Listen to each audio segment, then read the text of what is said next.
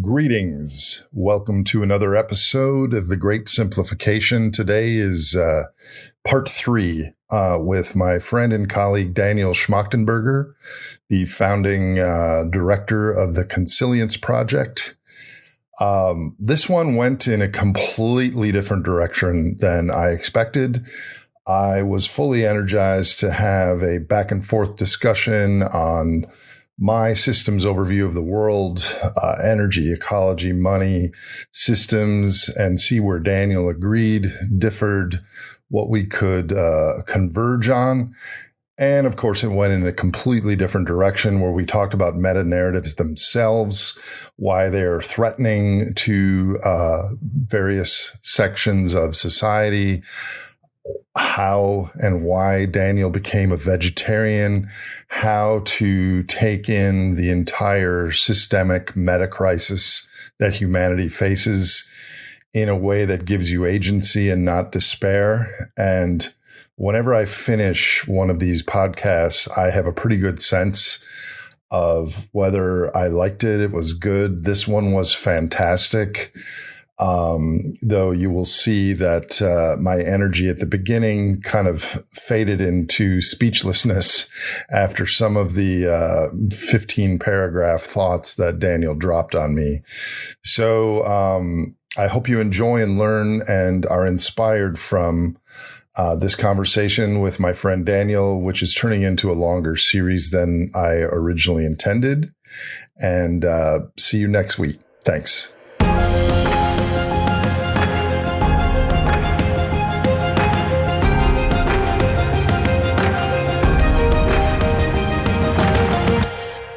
Hello, Daniel. Howdy, Nate. Good to see you. Good to see you again on our third podcast together. It was great to see you a couple weeks ago in person at the conference.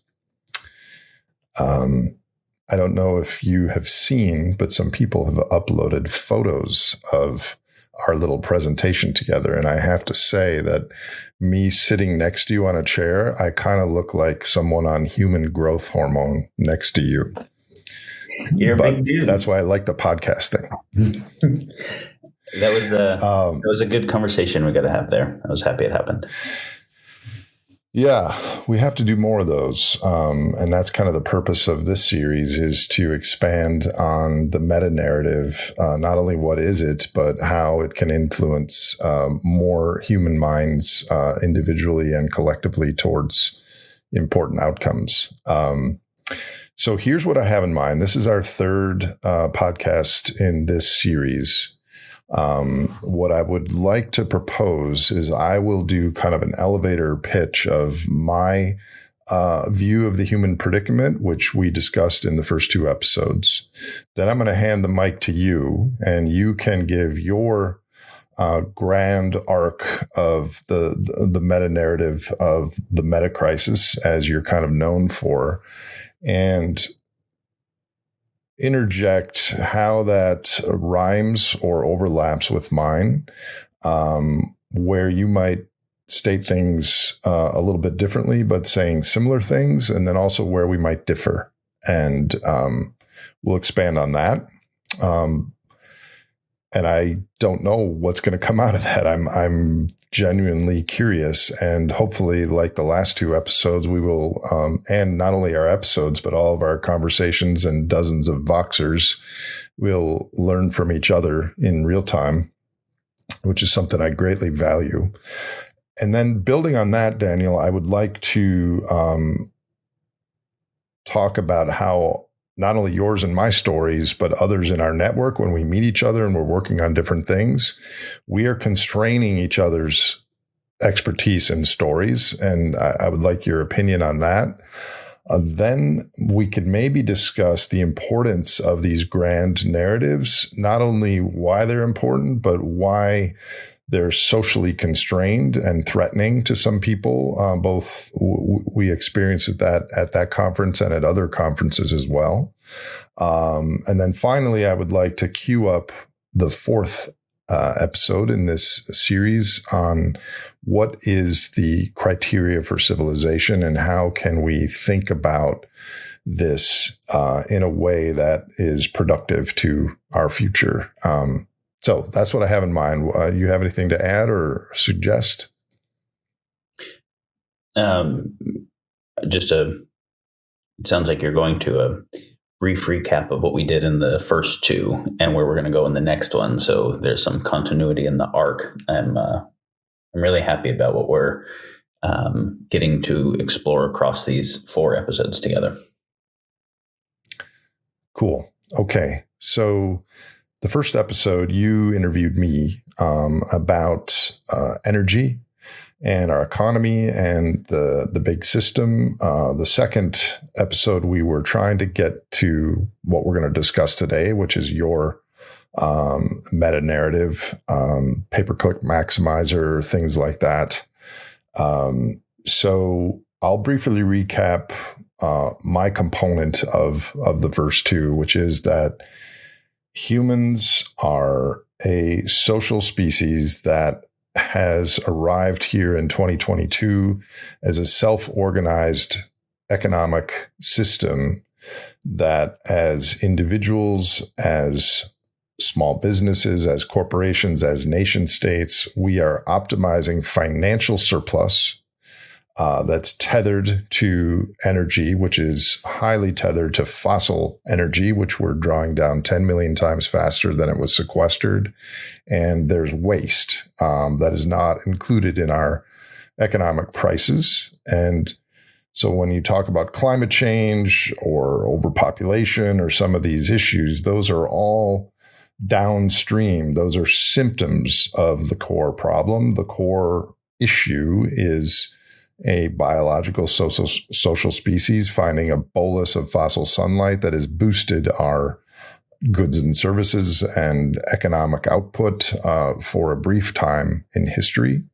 And embedded in there, and I expect we'll get into this, is everything in our economic system requires energy, materials, and technology.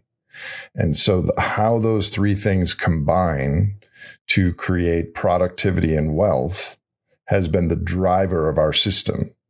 So my view is we have 2 possible pathways forward, and actually only one, but they will converge at some point. The first pathway is that we continue to innovate and either develop new technology or new access to energy and resources, and we continue to grow the size of the human economy globally. And we grow it enough that we're able to service and maintain the prior financial claims. And we thus kick the can. That would be good for the human economy, probably would be bad for the natural world. The second path is the one that I think is becoming more imminent, which is that our technology, our central banks, our innovation are not enough to overcome the depletion of the high quality, low entropy energy and materials. And therefore, we have a date that our financial claims on reality end up retethering to our actual physical reality. And that is what my work is focused on, is how to have humans, individuals and groups and governments meet that future halfway. And so that's kind of my ecological, energy, material, human behavior, anthropological view of the human predicament. So handing the mic to you. How does this match? How would you say things differently? Where do you disagree? Lay it on me. So I hope that people are watching this after having watched the previous ones in the series, and that you'll put the links to those in the show notes here. And if not, maybe pause this one and go back. Those other ones will be a better starting use of time, because I want to reference concepts that we constructed in there. Because the story, the way you just retold it, actually only makes deep sense if somebody has, like what we discussed in the first episode, if really understanding Jevons paradox and why the traditional idea of how we innovate our way out with efficiencies doesn't solve the issue. So I'll assume those concepts familiar. Yeah, and I'll just pause you right there. That's part of the challenge of our work, isn't it? Because there is never a 1 hour thing that we could just say, here it is. These things are all nuanced, and the human brain doesn't like nuance. The human brain generally likes certainty. And this story that we're telling is not only nuanced, but complex, and it takes a long time to unpack. So that's why we're doing 4 of these. I think evolutionary psych is a very riddled field. It's very interesting, but very riddled, because we study humans who've been ubiquitously conditioned, mostly in the kind of weird model. And then we take that to be human nature, and then we try to describe why we are biologically oriented to be that way. And it's easy with reductionism to say, see, here's this gene that correlates or something. But this is why I like looking at different cultures where there's a difference in the median of an important quality, the difference in the distribution across the whole culture, because it shows it's not just an outlier person, it's actually different development. And so I think we might have even talked about this before. You have cultures that were radically more violent and radically more peaceful over fairly long periods of time in large populations, and also ones that had much higher value on the quality of education ubiquitously. The Jewish culture is a very interesting example, because even in the embedding environments, the education level in the pogroms, low economic status, low access to public education, whatever, was still very high relative to the embedding environment, in which case things like the capacity for like the value system on attention and nuance and whatever can be developed. So fortunately, I don't hold that human nature is an inexorable part of our problems, but a lot of human conditioning to develop the capacities that nature makes possible, but not a given, is an important part of it. And I will say that it is true culturally. I just watched one of those dreadful things last night where the interviewer goes around and asks average American citizens, or what's supposed to represent average American citizens, which state Utah is in, and they have no idea, and they think Africa is a country, to kind of indicate how dumb the population is. Obviously, they're taking outlier dumb cases and presenting them, or uneducated cases and presenting them as more median than they are. But I think it's important to understand that the things that we're going to suggest, especially in the next episode, are deeply informed by thoughts on human nature and the capacity for it to be able to meet requisites with different conditioning environments. Agreed.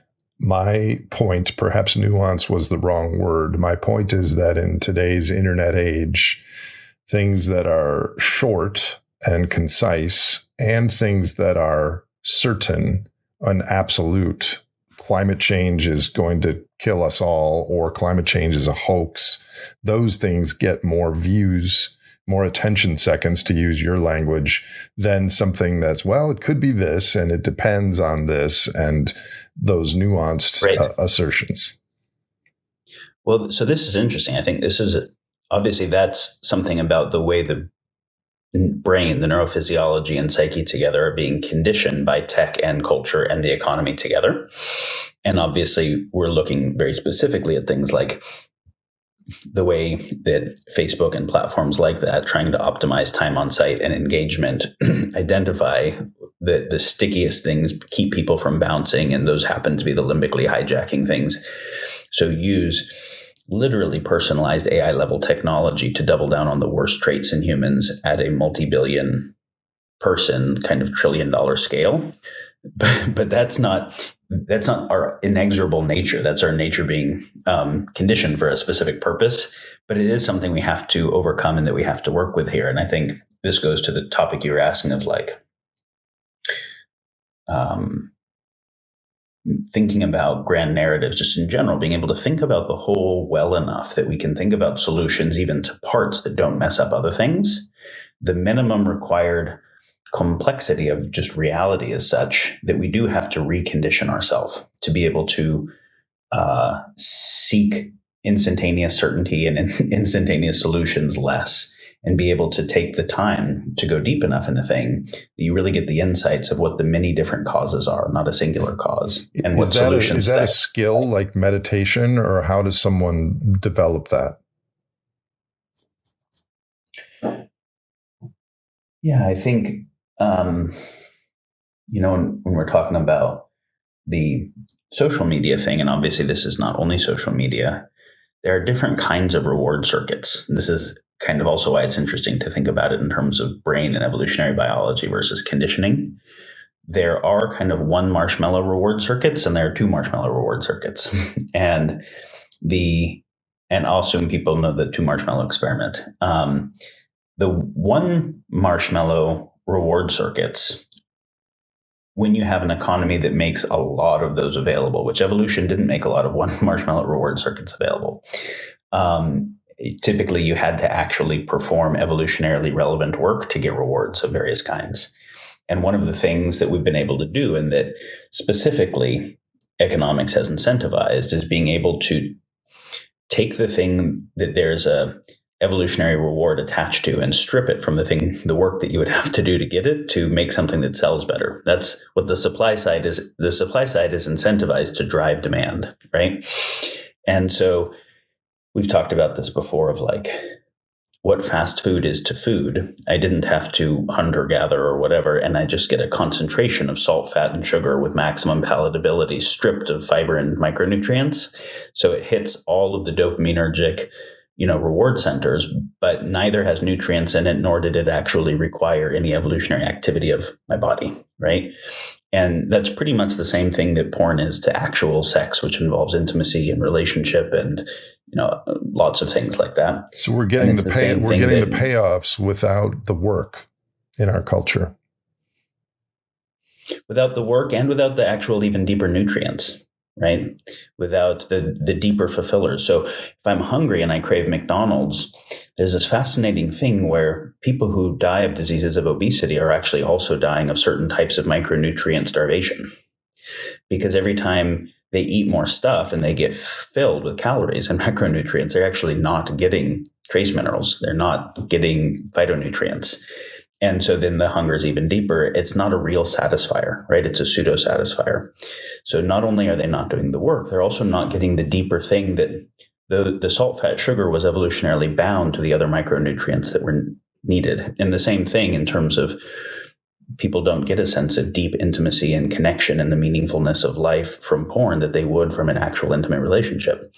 And they don't get it from social media that they would from real friendships. And the real friendships mean I can't just be an asshole and then bail.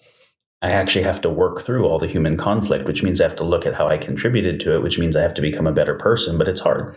Bringing it back to the original question, in ancestral times, we would have been sitting around a campfire hashing out the complex problem that we faced. And so our brain power wasn't a limiter there. But what's happening now is two things. Number one, the situation is unbelievably complex, and it can only be understood in a individual mind. You can't get a climate expert, an energy expert, an AI expert, and a psychologist in a room, and each of them opine on their part of the metacrisis and then assume that everyone understands everything. It has to be assembled in an individual mind, and then hopefully you'll grow the number of those minds. But first of all, it's complex, and second of all, we're being bombarded by the Facebook and other things competing for things that are not relevant to our future, that are not giving us a full, healthy experience, both calorically and mentally and otherwise. So that's kind of what I meant was, I've been doing this longer than you have for 20 years. And finally, the real world, for better or worse, the real world is catching up to this story. So more people are trying to understand it because they recognize something is quite wrong with our current cultural stories. And it took these things happening in real time for that awareness. But I'm just observing that I know these things are difficult to be simplified and said clearly in a short bit of time. And here I've already spent our first 18 minutes on a sidetrack, but keep going, my friend. There's actually something that you said about the must be processed in a single human mind that's important I want to come back to, but just to make sense of the detour and why I was mentioning the thing about in food and online relationships and all those areas, there's like a hypernormal stimuli that is separated from the rest of what made it evolutionarily relevant and that's kind of the one marshmallow reward circuit rather than the two marshmallow reward circuit that involves some self-application for some kind of delayed and healthier gratification is that obviously is also the case with the kind of reward circuits associated with sense making and understanding. The one marshmallow reward circuits are to get certainty very quickly without the work of actually trying to study and understand the situation. So that certainty is a one marshmallow. That makes sense. And so I know what in-group I'm a part of because we're all outraged at the terrible Trumpers or the dumb libtards or the whatever it is on the other side. I know what in-group I'm a part of, and I feel safe because there's lots of us, and we're really certain and we're really sanctimonious.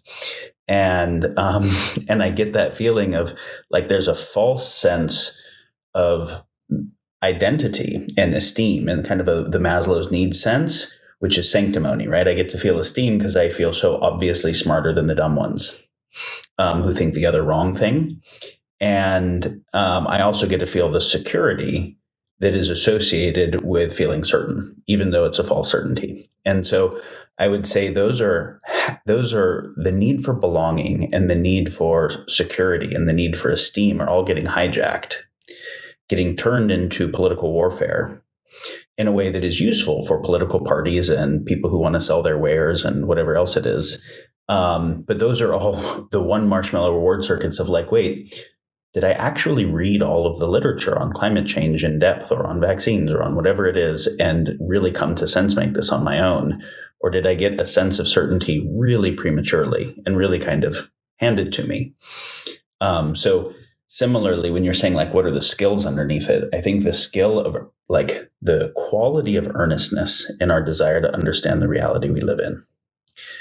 And the earnestness associated with just a pure desire for clear understanding, as well as a desire to be effective, and the recognition that if my map is wrong, I'm not going to navigate well, especially if I am falsely certain. And then the willingness to sit in uncertainty for a lot longer, the willingness to not be part of an in-group that is certain, the willingness to let go of the kind of moral righteous superiority and to sit in the uncertainty of that so that I can, without bias, actually come to make progressively better sense of the world. And then to still never get certain because there's always more stuff that I don't even know that I don't know that's going to continue to. But isn't that a really high bar to reject certainty and sit with uncertainty and sit outside of your in-group? Isn't that a rare human that can do that? Statistically rare in the current environment, yes. Requiring genetics everybody doesn't have, no. And is it now? We could say that's not possible for everybody, in which case we should say democracy is no longer relevant. We should get rid of democracy because having a bunch of people that are falsely certain and kind of angrily righteous about it, trying to do some system of open governance is obviously not going to work well, in which case we should find those small number of people and make them the new nobility. And that's the Chinese answer, right? Like in the current environment, there are other groups that are working on that. If you want an open society where everyone gets to participate in choice making, then everybody has to do a good job of sense making. To do a good job of sense making and meaning making, what is really meaningful here and what's really going on here? If you want anything like a democratic or open society, the minimum required investment is authentic, deep informedness about the nature of the issues, which also requires adequate educatedness to be capable of that. I personally fully agree with that, as you know, but I think that is a minority view, probably. Well, I think it's a minority of people that think about what the prerequisites of a democracy to really function well in a complex world. Like, it's a minority of people that even think about theory of governance. I don't know that many people would really disagree with it if the logic was presented. Okay. I've kind of already changed the outline of this conversation, which was, of course, with you and I, probably inevitable. You wanted to put a pin in the whole meta-narrative can be understood in an individual mind. You had something to say there? Yeah. Yeah, that's actually really important, because one of the things that I would say, like, one of the fundamental aspects of the metacrisis, if you want to call it that, is that for us to be able to coordinate lots of human activity in a big corporation or a military or whatever, we need to be able to decompose complex tasks into a bunch of small tasks. Everybody do those and recompose the small tasks. So we divide up understanding the world into the natural sciences and the social sciences, and then the natural sciences into biology and chemistry, and then biology into ecology and microbiology and whatever. And the idea that we can then somehow recompose that. But in doing so, this is kind of key to reductionism, is we convert the complex to the complicated. We convert the self-organizing nature of nature to some taxonomy that you can separate, thinking you can understand the parts, and that the parts are not fundamentally also defined by their relationship to each other. And so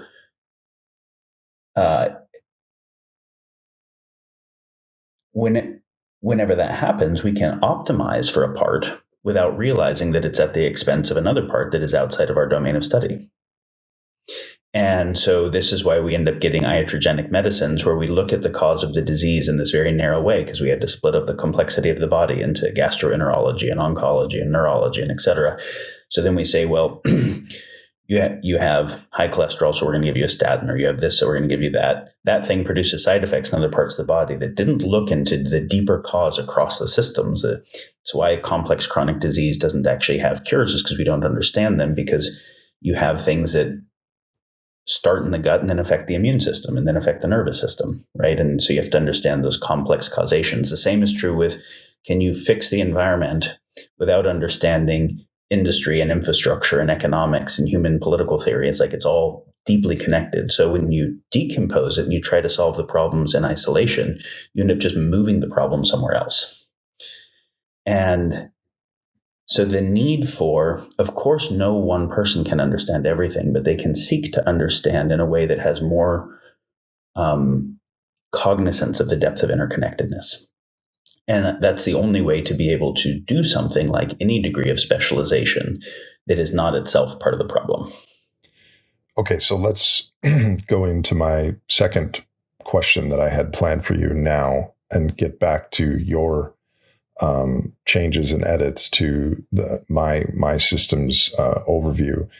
So why is it that when we go to a conference or there's a presentation or something, that the larger fly up high enough and look down at the topography of the human predicament, why there is so much pushback from people who are single issue, focused on social justice or inequality or climate change or Bitcoin or politics. And yet, like you just said, you need to look at how all this stuff fits together in order to see the right map of our future. Why is it so difficult? And what is happening socially here? And how might it be overcome, or at least steered, so we can get more people looking at squinting and seeing roughly what a more accurate systems map would look like? Yeah. So, I mean, the answer is begged in the question itself. So when, let's say that someone starts to understand climate change and understand the significance that that issue portends to all life, and then they look at how long people have understood this and how long they've worked on it, and that it's not making progress, it by itself seems like an overwhelmingly large and bordering on impossible task. And so critical, existential. Why would anyone move any attention to anything other than just move this thing forward, right? And similarly, let's say that you witnessed firsthand what happens inside of a factory farm or the clear cutting of a rainforest in an area. The idea that anyone else wants to go up to some higher, highfalutin abstraction place, it seems kind of academic, when these orangutans are burning to death as the Indonesian forests are getting cut down to make fucking paper bags. It's like the realness of the issues, the eminence of the issues. And so if you live in a ghetto and you're focused on social justice because you have a direct relationship with what the police are like and institutional racism is like and what redlining is like and those things. And then you hear something like these talks, you're like, we fucking live in existential risk every day. Like just walking around with our skin color with the police around is an existential risk every day. And you want to talk about like fundamental problems of worldviews, like come live in our world. And so it's easy to understand why anyone who is touching something, right, their existential risk for people in the Ukraine is not a hypothetical issue in the future, right? Or for people in Syria and so what you and I are doing is a position of privilege in a way that we aren't in Ukraine, or we aren't in the ghetto, or we aren't in a rainforest that's being clear cut where our way of life is being eminently destroyed. We're able to look at all those things and have our heart break from every single one of them and be like, fuck, like all of those are existential for some people in some life, some animals. And all of them also portend patterns that could be existential or catastrophic for everything. And none of them seem to be getting much better. Is there maybe more on the ground activism of that type isn't actually going to cut it? Maybe something else is actually required. And maybe we're wrong. Maybe we're wrong. That's an important point. But that's kind of how I came to it. And I'm guessing that you might have had a similar story of like, I can't actually turn away from any of these issues. Once I've been exposed enough, I can't turn away from them. And I also don't think any of them are getting better. So I think the fundamental approach is missing something. So maybe there's something about the deeper structures that are all those problems are symptoms of, that unless we understand it, we actually can't solve any of them. And if we do understand it, maybe we can do something more fundamentally effective everywhere. That's exactly my view. And just my observation to you, and we shared a couple Voxers on it last week or 2 weeks ago, was that since I feel that so deeply and viscerally and almost spiritually, I expect that other people, when they see the connections and the underlying structure, will feel the same way I do. And I'm often disappointed with that. But it's like, I can't feel what it's like to be in an indigenous tribe living in the Amazon and then actually have mining companies or logging companies come in and devastate my whole world and have the petrol dumped in where everybody gets cancer from the water. Like, I can't feel that if I don't have some grounding in it. Like, I got to go there and be with them, and still I'll only get a little bit of it. And I can't really feel what it's like to be a mother in Ukraine right now, right? Like, I can kind of get a sense, but we have to ground in it to get it. The same thing is true if you and I are sharing stories where we've spent years and years in data and abstract thought about it.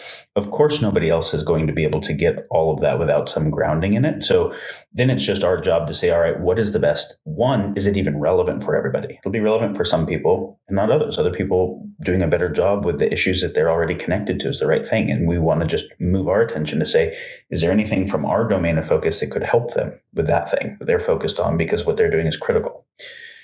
And sometimes if being able to work on more fundamental systemic kinds of change is important, then it's like, all right, how do we actually help the concept, but also the experiential grounding of it to land? And it's a process. And this is the two marshmallow thing, is in the same way we would like other people to not jump to certainty too quickly. We need to also, and that they would go through a process of sense making. We also need to go through a process of people sense making with them. And it's, it takes some time. Okay. I'm with you on that.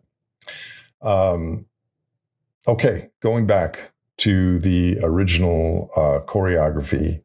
Okay, the one thing I wanted to share here about worldviews and meta-narratives real quick, and then we go back. If you would have somebody in your team put in the show notes the conversations between David Bohm and Krishnamurti, the link to that, some of the most beautiful things ever recorded on video that I watched and influenced me growing up. And they were in this very deep inquiry about what is the fundamental nature of the problems in the world and what's the fundamental nature of human conflict and poor human choices. And they both shared really insightful frames on it. Krishnamurti's was, when he said the highest stage of intelligence is to observe without evaluation, meaning we actually don't see the world. We see the world through the very limited lens through which we meaning make it. And if you can see the world, if you can sense more deeply, then you can do better sense making. But I can't sense make stuff I didn't even take in, and I'm not going to take it in if I'm pushing it through filters too quickly. So that's very relevant, but I'm actually going to emphasize the one Bohm shared here. Bohm said the fundamental cause of all the problems in the world, environmental, war, all the way down to family conflict, is what he called a fragmented consciousness. And so he talked about wholeness in the implicate order. And that, because remember, he studied with Einstein, and Einstein said it's an optical delusion of consciousness to believe there are separate things. There is in reality one thing we call universe. And it's such a deep thing to think about what Einstein was saying, because it's like, I think of myself as a separate human a lot of times, but what am I without the sun? I don't exist at all, right? What am I without the electromagnetic field? I don't exist. What am I without the Higgs boson? I don't exist. What am I without plants or algae or the biosphere or the ozone layer? So me as a separate thing is actually a misnomer. It doesn't even exist. It's a what Einstein called a delusion of consciousness, to believe that there are parts that just because there's distinction, we think they're separable, and they're not separable.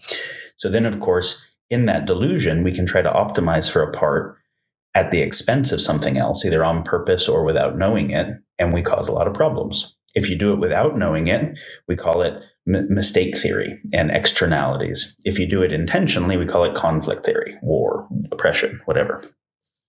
So David Bohm said the underlying cause of all the problems is not perceiving from wholeness first. And it's so true that, like, the generator function of the generator function, the deepest thing starts there, which is, if you think about it in terms of, I can try to benefit myself in the moment at the expense of my future self. That's the one Marshmallow activities. But that's the connection to my temporally momentary self, and not to the wholeness of myself across time. And so the addictive hit in the moment that messes up my future life is a theory of trade-offs based on not actually seeing the wholeness of myself across time. I can try to benefit one part of myself at the expense of another part, which is all of our internal conflicts, or myself relative to someone else, advantaging myself relative to them is traditional conflict. Or I try to advantage somebody else at my own expense, martyring and codependence, which ends up creating resentment and passive aggressiveness and problems. Or my in-group relative to an out-group, or my species relative to the biosphere. And when you recognize the interconnectedness, you see that all of those are short-term pump and dumps. And that if you see the interconnectivity of the whole thing, none of those parts can authentically and enduringly be optimized independent of all the other ones. So we can get into how we do this systems framing, and we should, but I hold, in terms of the deepest way to look at it is that particular pattern of perception and identity. 2 comments. One, that was trippy. 2, you made me think that maybe instead of refining and simplifying the meta-narrative so that more people can understand it, which is my vocation right now, it may be more productive to boost the number of humans that are in a place where they perceive their role as a whole, as part of the whole, like you were saying. I mean, we need much orders of magnitude more humans from that cognitive development space that are able to see that. That's more important than, hey, there's climate change, there's energy depletion, there's nuclear, there's AI, all that stuff. it might seem like I'm forcing things as a fit here, but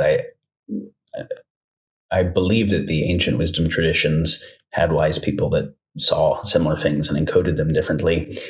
It's said by many Vedic philosophers that the Bhagavad Gita, the great kind of scripture of one of them of Hinduism, chapter 2, verse 48 is fundamental. Established in yoga, perform action. Yoga means union with all that is. And it's this yogastha kuru karmani is the quote. And it says, established in yoga or union with all that is, from the place where you recognize that your existence doesn't exist without everything else. And from the place where you cognitively, but also experientially get that, where there's an intimacy with all life, then act from there. Spontaneous right action emerges from that place. And when in the Bible it says, seek ye first the kingdom and all these things shall be added on to you, the place at which everything is sons and daughters of the same reality, right? The place at which there is a sense of the sacredness of all life and the union with it, then right action starts to be informed from there. I do think it is a different orientation from which sense making and meaning making happen differently and inform choice making differently. Well, I'm beginning to get a suspicion that we may have an episode 4 and 5, but let me just ask you a follow-up to that. So you know me pretty well by now. I have very limited experience with psychedelics. I had a magic mushroom omelet on Koh Samui, Thailand, and I remember an 18-inch tall Jesus Christ running up my leg, and I have not really done it since. But I do have spiritual epiphanies, being in nature and feeling that oneness that I'm told happens on ayahuasca or some of these other psychedelics, mushrooms. And some of my most profound mystical experiences in life are seeing the vibrant green in the trees and the birds and the insects. And yes, I felt the connection then, and I've felt my heartbreak all along, because I think some of the costs of our economic system are backloaded. And as we bend and hopefully not break, some of these things are going to get worse before they get better. And I live with that. You could call it trauma or grief or something every day, but that also motivates my work and the things that we're discussing. Okay, so you can't just get the cognitive model across to people, because that's not even where it came from. Why did you do the work to get the cognitive model? It came from that experience of sacredness and interconnectedness and the heartbreak. That's what actually motivates the desire to figure out how to serve the thing and protect the thing better. And so it's not just the understanding that resulted from what drove that work that has to come across to people. It's the facilitation of those experiences. So how do you merge that all together in a productive way? Well, first, the fact that you said, you're inquiring into psychedelics, but that you just had experiences in nature. Psychedelics are one way to access non-ordinary states of consciousness. You can do it with deep time in nature, with fasting, with meditation, with breath work, with lots of things. I think psychedelics can be profound tools, but I also think they can be one marshmallows to spirituality, where you get the high state hit without any of the work of really communing with nature or learning to calm the mind, and then getting a false sense of knowingness independent of some of the other important parts. So the depth of time in nature I generally prefer. And this is actually something I want to say, because people ask me this, and I'm sure they ask you this sometimes. In CBT, cognitive behavioral therapy, there is a very popular term called catastrophizing, that people end up having more psychological pain and drama in their life because they anticipate the worst possible things that don't end up happening. There's that Mark Twain quote, "I've suffered a great many terrible things in my life, and a few of them actually happened." Meaning most of the great terrible things were shit we just made up that never happened, and we suffered from them anyways, right? So CBT tries to help people get over catastrophizing. I've noticed that many people who focus on catastrophic risk have a catastrophizing disposition, and it happens in other areas of their life. And it's the gift of it is it makes them think through possible catastrophes for the world better than most people, so they can be protectors. Awesome. But it also has some pretty big downsides in that they oftentimes catastrophize their own personal life and relationships in ways that makes it hard for them to be collaborated with, because they have a hard time trusting people, because they catastrophize that other people will always fuck them over or whatever else it is. And so for what it's worth, I don't have a catastrophizing disposition. I actually have a very optimistic disposition. I got interested in catastrophic risk as a byproduct of that same thing of like a very local, small scale love of these animals, and then the heartbreak at what happened, right? Love of these environments, like just actual a sense of sacredness of life, and then that it was being harmed. And I just wanted to solve that local issue. And then I started to understand that local issue wasn't just local. And then I got to start to understand, fuck, it's not just factory farms on cows, it's factory farms on lots of animals, which also goes along with clear cutting and then overfishing of the oceans. And then it just kept expanding. So then, all right, man, what other great horrors are there that need tended to, but that are only horrific because life is beautiful? If life wasn't beautiful, if those cows' lives weren't sacred, I wouldn't give a shit. I'd just be like, fine, let it happen, let it burn down. If the Amazon if there wasn't something sacred about all the life there, I'd be like, I don't care. And so the anger at the people who are hurting it, or the heartbreak or the fear, is the result of is an epiphenomenon of the fact that it's intrinsically meaningful and beautiful for everybody. And so it's important for them to remember that and realize, hey, the only reason I'm scared or pissed off is because there's something I really love.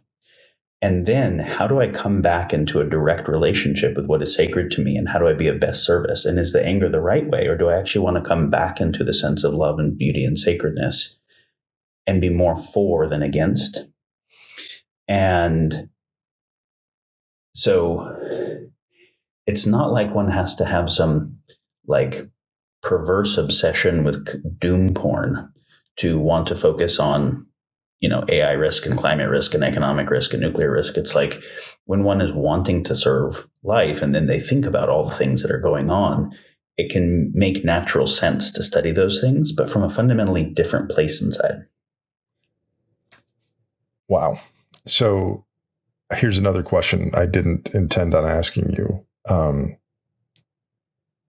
I gave you my 2-minute elevator pitch of my story. I think we are headed for, as you know, I call it a great simplification, when our economic output is no longer able to continue to grow at the scale that our cultural and financial expectations have given it, and we're going to have to respond to that. Now, since I've had this and I agree with you on that frame. What we do about it, we can get into good. it. So I that's a point on our original plan. What's been surprising to me, and maybe you'll have some thoughts on this given what you just said, is 6 months into this podcast and after my movie and some of my other videos, I fully expected to be grilled and have stones cast at me from finance MBAs and economists and technologists. And there have not been that many of those, probably because they're just not paying attention. That could be Occam's razor.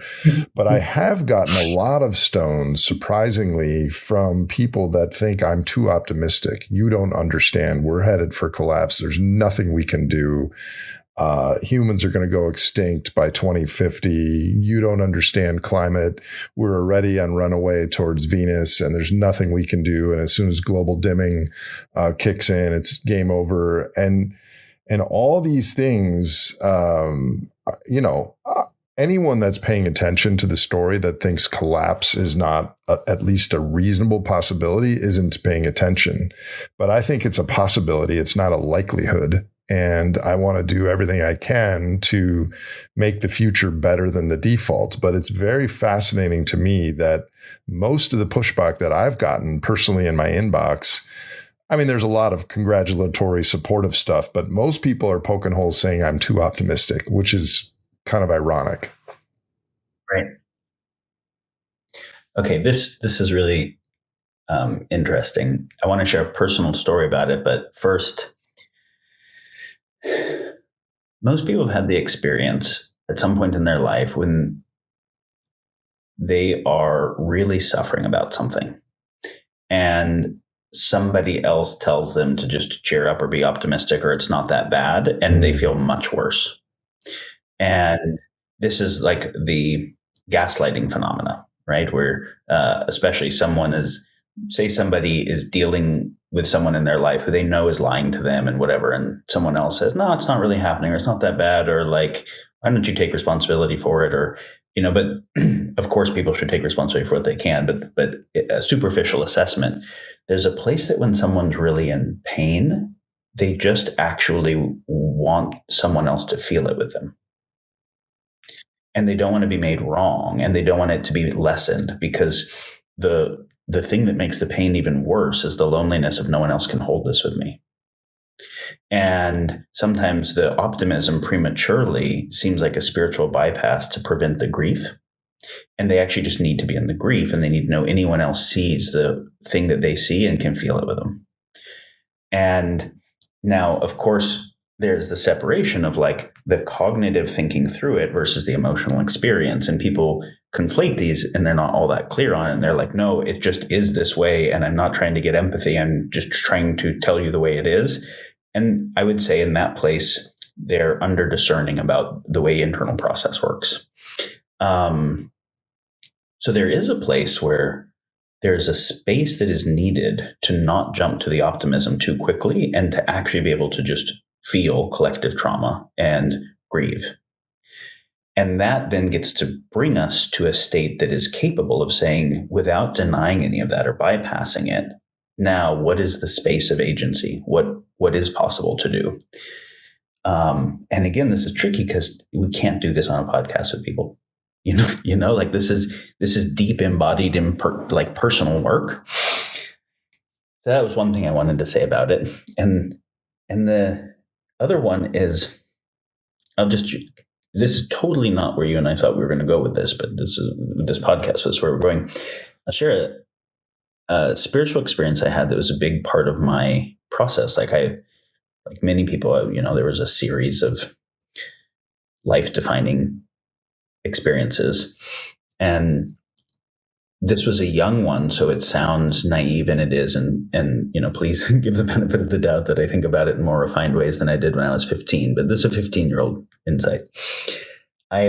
Because I was homeschooled, I didn't have a curriculum. I got to study whatever I wanted. And when I got into the animal activism stuff when I was 9, but from like 12 to 15, I was working with Greenpeace and PETA and whatever, lots of orgs, and just kind of full-time studying all of the metrics that I could of species extinction and soil erosion and biodiversity loss and planetary boundaries and all those things.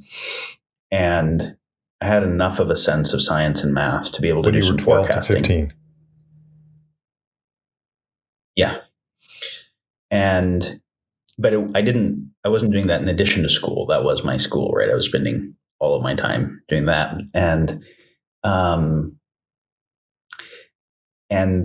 I came to the conclusion, as inequipped as I was and naive as it was, that self-induced human extinction was inevitable in the relatively near term. That because I was trying to look at the things that were getting better, that were adequate to solve the problems, and what those curves looked like relative to the points of no return, and they just weren't convergent, right? It was like the things get to points of no return before we get to the adequate solution spaces. And so that brought me to where I think many of those people who wrote to you was like, you don't get the math. The math is bad. We're fucked. And of course, then being unwilling to accept that and wanting to feel some sense of agency, again, as a emotionally disturbed but caring and emotionally immature 15-year-old, I started thinking about depopulation strategies. because I'm like, we just can't do it with this many people. The collective ignorance mass is too high. The collective utilization of resources is too high. If there was a lot less people, we could make it. And if we don't, then we'll end up doing things that end up leading to no people and a lot of harm to the rest of the species. So I started thinking about technological population reduction solutions. And this is one of the reasons that I'm concerned about decentralized exponential technologies like tabletop CRISPR and stuff, is because I know there are other people thinking about those things, and the technology to be able to act on it is getting much easier than it was back, all those years ago when I was 15. And even then I was able to think about some things. And one of the experiences that took me off of that path was, I can't say exactly, why it happened, but Bucky Fuller, I'd heard him say this so many times when I was a kid, but it hit me all of a sudden in a different way. He talked about this example of that when a bird is developing inside of the egg, that the yolk is what becomes the bird. The egg white is the kind of unrenewable amino acid resource it is using to develop itself, that it is using up an unrenewable resource, and it is producing metabolic waste that isn't being processed in its finite little space in a way that is totally self-terminating. And the little bird doesn't know it's inside of an eggshell because it doesn't have a reference frame. And if we were to anthropomorphize, which of course the little bird's not doing this, but if we were to anthropomorphize being the little bird embryo and they're developing, and it recognized at a certain point, man, I'm running out of egg whites here, and I'm, creating shit in my space. What am I going to do? I don't know. Just keep on eating. I guess we'll figure it out later. Because what else can I do? You get to a certain point, runs out of egg white. It just happens to be that there's evolution made it such that the amount of egg white was exactly what it needed to be able to then be at a place where it had a beak that could break free from the shell, that could then also eat seeds on the outside that its little developing GI tract and underdeveloped beak couldn't have done. And now it's eating seeds that its poop fertilizes, and it's part of this, process. But the developmental phase of it was unsustainable because it was a developmental phase, just like a fetus inside of a womb, if it continued there forever, would obviously kill the mom and kill itself. But it goes through this 40-week for human development, and then it goes through a discrete phase shift, right? The breaking out of the eggshell is different than the development in the eggshell, and different than the development afterwards. And the birth process is different than the 40 weeks of development in utero, and then different than the post-umbilical development afterwards. And the same with the caterpillar to the chrysalis to the butterfly. And I just saw all of these cases of developmental periods where if you were to just take the trajectory and forecast it forward, you would just see self-termination. But there was a forecast, and then there was a discrete phase shift. And it took a minute, right? Like the birth might take 50 hours or 20 hours or whatever it takes. And the chrysalis takes a little while. But I was getting this experience that all the forecasting I was doing was a developmental period for humanity. And there was a discrete phase shift that I couldn't see possible. And of course, sometimes the baby dies in birth or the mom dies in birth. It's not a guaranteed thing. And so how to not just look at changing the shape of the curves, but how to look at what types of discrete phase shifts could occur and what a world on the other side of certain phase shifts might look like, and how to facilitate that became like a different way for me to think about the future than just a continuation of these curves and trying to change the shape of it. But one of the things it did was I had not studied discrete phase shifts. I hadn't studied how in lots of systems you have a movement towards a certain kind of far from equilibria point and then a discrete phase shift to something totally different. And I didn't even know that was a structure I wasn't factoring when I thought I was forecasting well. So I had a false sense of certainty based on not understanding some phenomena, but understanding other ones well, but I didn't know the ones I didn't know. And that false sense of certainty had me thinking from a moral place about depopulation strategies. And one of the things that I find is so scary about utilitarian calculus is how much, if my goal is harm reduction, then I'm willing to commit some harm in a trolley problem to keep worse harm from happening. But if I get false certainty that X worse harm is for sure going to happen, it justifies me doing super fucked up stuff so long as it's less. So I feel like, and I know from my own experience, it is really easy to come to catastrophic certainties that just aren't true. I remember everybody's concern about Y2K. I remember the concern about the Cuban Missile Crisis and 2012 and a gazillion things like it. And it's interesting how bad both our catastrophic and our hopeful predictions are historically. Like, it doesn't go the good or the bad ways we think it's going to go.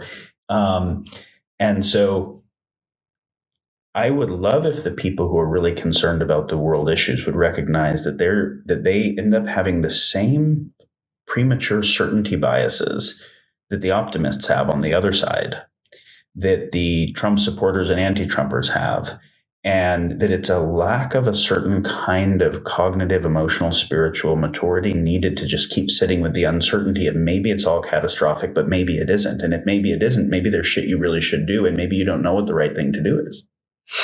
And that's actually harder than just saying, wow, it's all fucked, I'm just going to be one of the mature people who accepts it. It's harder to be like, I actually don't know. And so I'm obligated to work on it as best I can in the presence of still not knowing.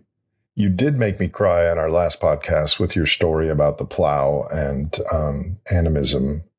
This was really profound, what you just said. And I kind of agree with it because you're describing kind of my place. I've veered towards certainty at times, but the more I know and the more I talk with people like you, there are lots of variables, and the whole frickin' thing is moving every day, and events change and our understandings change. And I don't know what to do. I'm reasonably confident what's not going to happen. I don't know what's going to happen. And my role is I want to pass the baton to more pro-social humans that can take a decent chunk of this on board and play a role. The other thought I had is when I was 15, I was freaking watching Gilligan's Island and Scooby-Doo. So I already respected you before this, but now I even have a higher level of respect for you that you were doing this when you were 12 to 15. I just can't imagine that. I mean, I first started really caring about this when I was like 31. I was obviously homeschooled, exposed to certain things, which I think is pretty common for, anybody would respond to the things they're exposed to. The earlier part of that journey was just something so random. My family was in a gas station in Iowa, and actually in Texas. We were on a trip, and tractor trailer pulled in, and it was a cattle truck. It was taking cows from a factory farm to a slaughterhouse, and the ones with the holes in the side for air, ventilation holes. I went up and I looked in the holes, and the cow right near me was missing an eye, and there was like blood and abscess coming from it. But it was terrible stench. All the cows were obviously terrified. There was feces all over them, and it was just like an Auschwitz scene, And I grew up eating meat, including from factory farms, McDonald's, whatever. Just no cognizance. I just didn't put it together, right? But I also grew up loving animals in that cognitive dissonance that so many people have, where they don't get, wait, dog, cow, not that different. And I asked my parents why those animals were in that condition, and they said that's where the hamburgers come from. And like my world just broke. And I never ate animals again after that day. And I read Diet for a New America starting the next day. And then I couldn't think about anything else, because I'm like, wait, we're just focused on our own little life going well. And there are billions of other sentient beings that are just being completely fucking tortured and then murdered in a torturous way. Like, what's wrong with my species? And how can I just be focused on my own personal life and be stoked when that's happening? Like, I can't. Like, you'd have to be so disconnected that you're a sociopath in a way to just be focused on your own life and stoked. And that was the beginning of feeling very suicidal about these things for me. Because I'm like, this planet is like, the way that we're operating is so fucked. I just can't be complicit with it. I want out. It doesn't make sense. And then I'm like, well, that doesn't help any of the animals. And so I can't do that. And then I'm like, but I also can't just feel like my life is a success with that being the case. So like, I can't kill myself, but for my life to succeed, theirs has to be better. So how do we fix factory farms? And of course, that was the first one. Then it went from factory farms to also whaling, and then overfishing, and then clear cutting of the forest. And then it started to look at extreme poverty of people, and it just grew. But it's that insight of like, there's no way to actually be sane in the world and see it clearly and then just hold our life separate from everything else. So the only way through for me is actually how do we make a more sane, kind, just world? And I think different people get exposed to things at different points, but if they have some time and space to feel, it's a very natural human process. Thank you for that. I feel much the same way.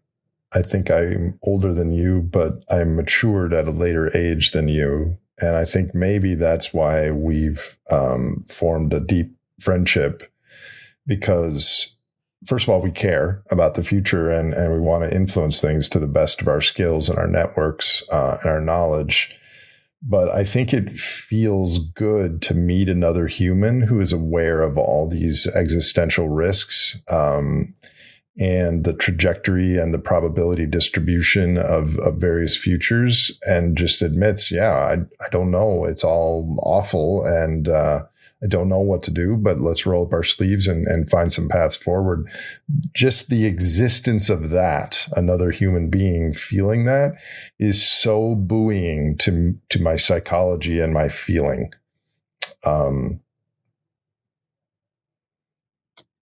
Yeah, and I think when the people say, "Hey, you're being falsely optimistic," they're actually needing to feel or longing to feel met in the tragic place they're in. And I think you and I've talked about this before. Marc Gafni is a friend who, the first time we talked, after it was clear we resonated for a while, he asked me if I was post-tragic, and I asked him what the model was, and he was saying there's a kind of pre-tragic optimism that people will have, where they have ideals that have not yet been shattered on the reality of the world, that we call naivete. And then there's the encountering the tragedy of the world and having the ideal shatter. And there's a cynicism that can emerge there. And then there is a post-tragic place that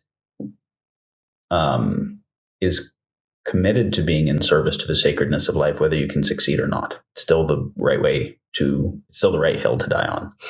And that doesn't even need the certainty of success to have it be the right sacred thing to be living that way. And then that also realizes that there is a false certainty of the tragic place, just like there was a false certainty of the naive place, and that the universe is much bigger than both of those false certainties. And so then it says, cognizant of all the tragedy and cognizant of all the reason to be cynical and holding that, we're still going to look for solutions and still also operate with the sacredness of life at the center. And I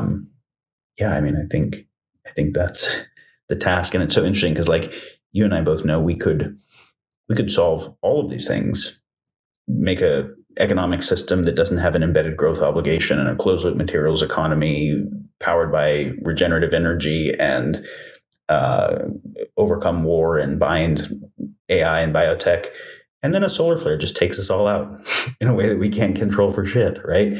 And so there is something about just sitting also with the fragility and the impermanence of the whole thing that we just have to hold. And when people think about like how thin the crust of the earth is, it's like a ball of lava with a little bitty boat of a thin crust and a tiny thin atmosphere and a bunch of like vacuum outer space right next to a sun that can do solar flares. You're like, we're here at all. Like, we're here at all. That's amazing. Who knows for how long it will be? So how do we both serve the continuation of life and be with the profundity and beauty of it in its fragility at the same time? So I don't really feel like going back to the egregore and attention seconds and paperclip maximizer now. So if we're going to do that, I think we can do that next time. So given everything that you've just shared, looking ahead to next time, what would you like to say to the listeners to get them on board this way of thinking and to pay attention to our next conversation that we're going to ultimately try to get to the criteria for civilization? And in my opinion, that's always two conversations or two things you need to check. One is what is conceptually, technologically, materially possible, and the other is how do we get there from where we are now. Those are separate questions. Yeah, Daniel, you've thrown me for a loop here. I wanted to talk about cognitive, the material thoughts. Economy and mesh with your worldview, and now I'm at a deeper place. So help me out. Give me your thoughts. Some of the primary frames that people are related to from the larger systems that have developed is they're seen as consumers or customers in the market, and they are seen as voters if they're in the US or another democratic country for the state, and they're going to buy a product or not buy a product. They're going to vote yes or no on a proposition or vote for this candidate or that. It's an extremely constrained set of choices that doesn't require them being creative or them understanding things well or them it's a supply side forcing, right? It's an institutional forcing of the choice to be very constrained. So of course, people have been conditioned that way for so long that they don't even realize that they're just being conditioned that way and that it's not really deep or authentic choice. And so, of course, if we're trying to get people to vote for us rather than the other guy or buy our product because it's our company is going to solve the industry's problem or whatever it is, we don't have to get them to make sense well in fact, we actually just want to give them quick certainty and outrage to both join our side and get other people to join our side. We'll do the sense making for you. And neither you or I are trying to do that. We're not saying go vote for a specific party or a specific proposition or go purchase a thing. We're saying there's a deeper way of being able to make sense of how what seem like a lot of different issues in the world are interconnected, where understanding that gives us a different possibility space with which to think about how to forward. And so it's not oriented to immediate political action in the same way. And that doesn't mean it's not oriented to action, but in a different way, in a deeper way. But it is also much more to Marshmallow. It requires a lot more of the people. And so a couple things I want to say in terms of where we go next time, where we're sharing cognitive models about what about the relationship between our infrastructure and our social structures and our cultures and worldview or superstructure and the biosphere and the nature of the exponential curves in technology. What about those things causes which kinds of problems, and what would necessary and sufficient design criteria of a better economic system or a better supply chain or a better culture, educational system or legal system look like? We have to figure that stuff out. Everything we've talked about today that we didn't intend to talk about is from where we approach figuring those things out, right? Where it's not against the bad guys, it is for the thriving of life. It's not premature certainty of either the naive possibility or the cynical impossibility, but something that has been through both of those and holds a deeper humility about how much is in the unknown set, including possible solutions. And it's a place that doesn't think that we get real security on a little planet with a thin biosphere floating next to a sun that does coronal mass ejections. We just don't get that thing. So there's a different emotional way of relating, and where the driver of all of it is the prima facie, the inherent sacredness of life that happens when you chill the fuck out of all the other agendas and disconnects and are just present with it. Those are the places where, if you come from there, the world, the sense making and the activity is differently motivated and differently informed. Now, understanding the models is still really important. So this is a heart, will, mind all working together. And it's pretty easy to see that any two of those three don't work, right? You get you get mind and heart and no will, and you get really smart, caring academics who feel broken and hopeless at the impossibility of the world. You get heart and will without deep mental frames, and you get activists who are willing to go like put their life at risk to chain themselves to a boat or whatever, but they don't know how to think through strategy at the scope of what has to change. You put will and mind together, but without heart, where there's narrow value systems, and you get the kind of sociopathic rule that currently runs the world, that knows how to be highly strategic, knows how to be highly agentic, but to serve some narrow interests at the expense of somebody else. Like, it takes all three of those together. And so what we're going to be talking about next time is some of the strategic frames or the theoretical frames that inform better strategy, and not a specific strategy, but kind of meta strategy, meaning in whatever domain one happens to be working in as the situation changes. That's where the theoretical frameworks come in. I think it was Bertrand Russell, I don't remember, who said something to the effect of if the only value of knowledge was its immediate clear utility, then just like mechanics would be the only thing really worth studying. The reason one studies philosophy is not so much what you immediately do with it, but what it can do to you. What it can do to you in the way that you relate to all information in all situations from a deeper place.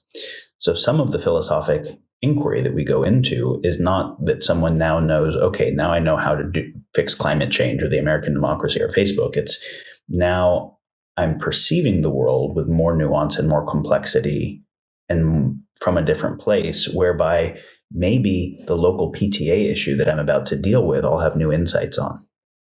And maybe all the things still need tended, all the local things need tended. There will be some people who are listening who are institutional, who work at major institutions, who are oriented to how do we change the financial system and legal system and regulate tech.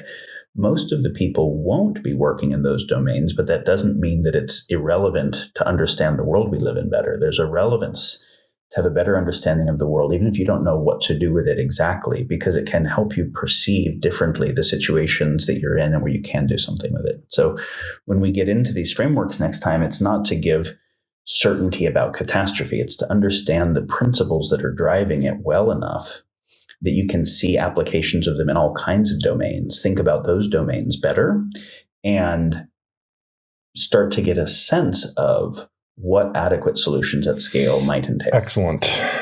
I really look forward to that. I had COVID, we were traveling, so this was a big gap, but maybe we could do that next conversation, like end of August ish. I know you're also traveling. This conversation was completely unexpected and was like an everlasting marshmallow. So I thank you for your wisdom and grace. And yeah, I really value you as a fellow traveler and as a friend. And let's keep going, my friend. If you enjoyed or learned from this episode of The Great Simplification, please subscribe to us on your favorite podcast platform and visit thegreatsimplification.com for more information on future releases.